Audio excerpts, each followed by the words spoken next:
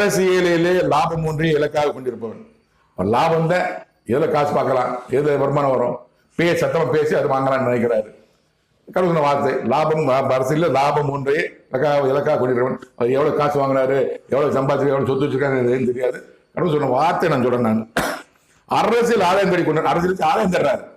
அரசியல் வச்சு பொய்னா எனக்கு சொல்லுங்க, நீங்க நான் உண்மை பொய் எனக்கு தெரியாது. கடவுள் வார்த்தை சொல்றேன். அரசியல் ஆதாயம், யார்கிட்ட காசு கிடைக்கும், இங்க காசு கிடைக்குமா, இவர்கிட்ட வாங்கலாமா, இவர்கிட்ட வாங்கி இவர் பேசுறது, இவர்கிட்ட வாங்கி இவர் திட்டுறது, அது செய்து கொண்டிருக்கிறவன் சீமான். கடவுள் வார்த்தை பரிதானத்திற்கு விரோதமாக செயல்படுவதாக பேசி பரிதானம் வாங்கி கொண்டிருக்கிறவன்.